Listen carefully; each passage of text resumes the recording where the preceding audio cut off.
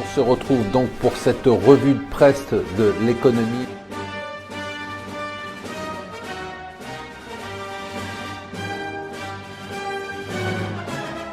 Bonjour et bienvenue sur Mon Financier pour la revue de presse de l'Écho. Nous sommes le jeudi 21 juillet. J'adore cette image de Theresa May, Angela Merkel. Hier, ces deux femmes puissantes au sommet du monde. On a quand même l'impression de plus en plus, je le dis, je le répète, que les femmes prennent le pouvoir politique. Et quand on voit la façon dont la rencontre s'est passée hier entre Theresa May et Angela Merkel, on se dit que c'est une bonne nouvelle. Theresa May a surpris Angela Merkel à la conférence de presse en lui parlant allemand, et c'était marrant de voir la tête d'Angela Merkel très surprise. Les deux se sont mises d'accord pour se dire qu'elles n'étaient pas d'accord sur pas mal d'éléments, et notamment le fait que l'Angleterre veut traîner pour activer l'article 50, mais on sent qu'il y a eu une bonne entente. Nous, malheureusement, même nos hommes politiques sont nuls, mais on n'a pas d'alternative en femmes politiques, parce qu'entre Marine Le Pen et Martine Aubry, c'est un peu le cauchemar. Alors, la une du Financial Times, c'est quoi? C'est bien évidemment ces arrestations chez HSBC. Le patron de toutes les activités de change au monde a été arrêté. On s'est aperçu que finalement, avec un de ses collègues, il a gagné 8 millions de dollars en faisant ce qu'on appelle du front-running. Le front-running, c'est quand un client passe un ordre, eh bien on passe un ordre avant lui, et puis on gagne de l'argent sur le dos de son client. À Ankara, ça continue à chauffer. C'est un état d'urgence, et c'est pas un état d'urgence bidon comme celui qu'on a chez nous, malheureusement pour les Turcs. 3 mois, pendant ce temps-là, l'agence S&P a dégradé la dette, la note de la Turquie. Conséquence, la livre turque, la bourse d'Istanbul continue à baisser. Les taux d'emprunt sont montés au-dessus de 10%. Par contre, ce n'est pas la même chose pour les autres pays émergents. Le Financial Times nous explique à quel point les investisseurs adorent brûler ce qu'ils ont adoré, adorer ce qu'ils ont brûlé.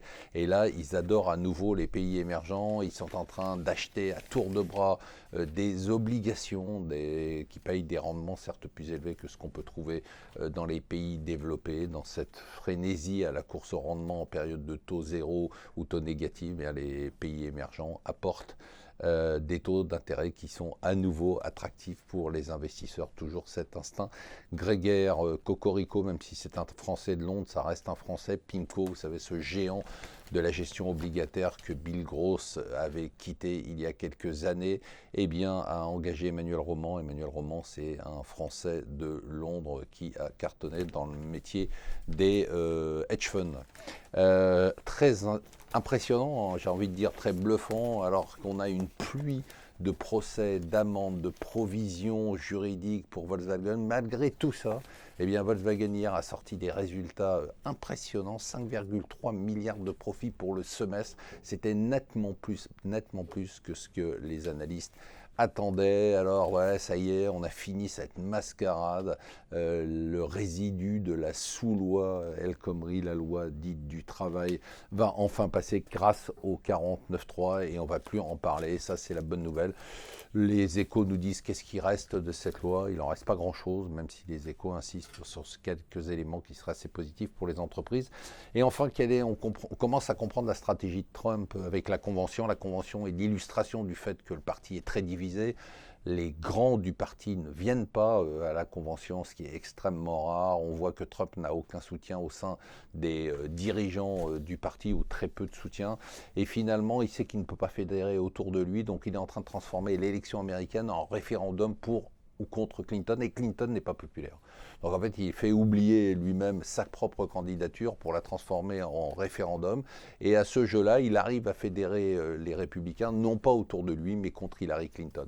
Voilà encore une stratégie d'instinct de Trump qui risque de fonctionner malheureusement.